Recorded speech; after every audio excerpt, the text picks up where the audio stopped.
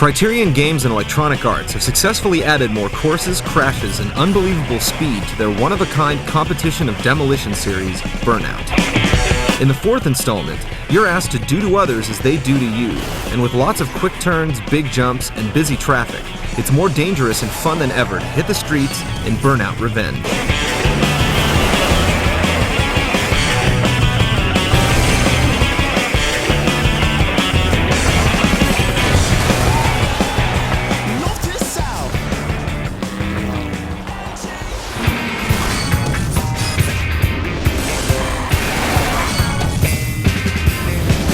The Burnout series has introduced some of the fastest games on any console. The incredible speed in Revenge is sometimes too much to handle.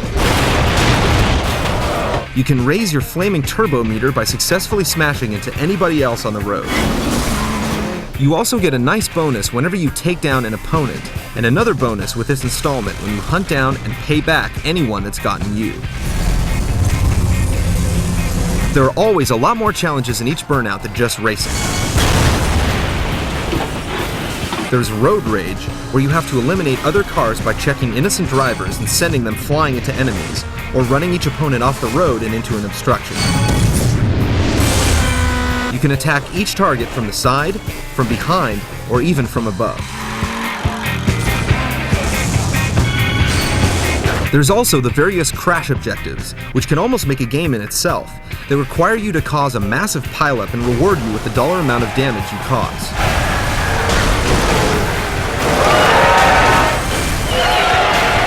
As fun as this feature still is, there are two additions this year that might confuse and frustrate Burnout fans. One is the addition of a jumpstart meter. Depending on what degree you set it at, it gives you a boost or a really big boost. While extra speed is always welcome in a Burnout game, it's tricky to use, and most of the time your car will be difficult to control after the quick blast of power. The other is a crash breaker, which allows you to ignite your car in the middle of a wreck depending on the size of the accident. In Revenge, you have to press a button while the crash breaker builds up and let it go when the game tells you.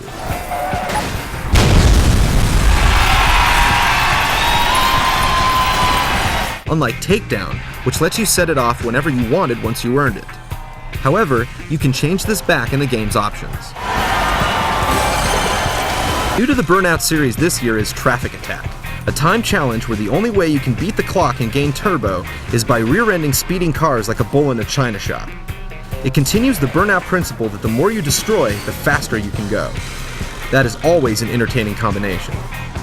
Although the Traffic Attack is a welcome addition to the gameplay modes, it's not very challenging once you get good at it, and after you rack up enough points for a gold, each round can get kind of repetitive. You also have to avoid semis and buses, as they'll crush each of your vehicles, but that can be easier said than done at such intense speeds. And if the artificial intelligence in the game becomes too predictable, which is rare because it's been improved since Burnout 3, Revenge also has online multiplayer that has slow loading times,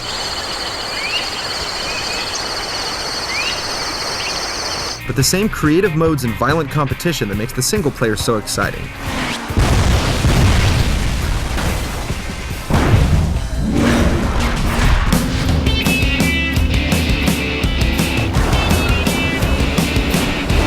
Considering the speed at which objects in the game rocket past you, everything looks gorgeous. The backgrounds give the areas a grand scale despite the narrow and cluttered roads you have to swerve and smash through. The courses take you from the mountain roads in Europe to the busy streets of America. Almost every car has a slick and polished design, and the damage effects on the environments and vehicles, from the flash of skid sparks to the crumpled bits of twisted metal, are bright and beautiful. Ever since Takedown, the Burnout series has put an extra focus on airborne and acrobatic crashes you cause by forcing other racers into an abrupt sideswipe. The camera holds on and slows down these 3 to 4 second crash moments as you cruise by unharmed. But sometimes, it's hard to regain your position when your perspective suddenly switches back to the high-speed race you were in.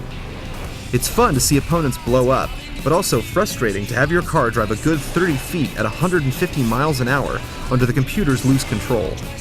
Fortunately, this feature can also be removed in the options menu.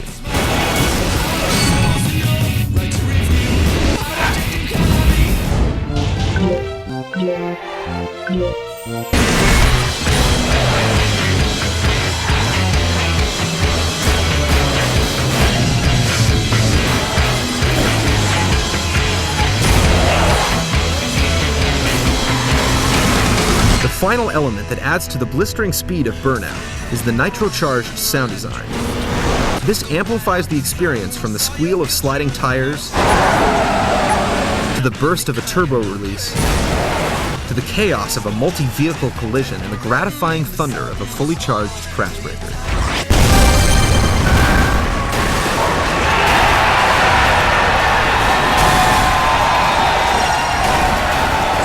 Burnout Revenge has also gotten away from the DJ radio station rock from Takedown and features a more diverse roster of music artists like OK Go, Block Party,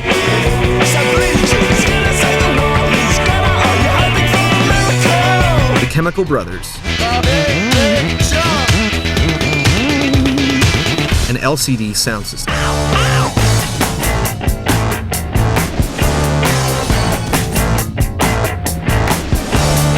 Burnout Revenge doesn't reinvent the wheel, unlike its predecessor, Takedown, that took the series in an unexpected new direction. But plenty has been done with the fourth in the Burnout series to indicate that Criterion is always looking for new ideas to take their crazy and competitive street racer one step over the edge. Got a bus and a trailer.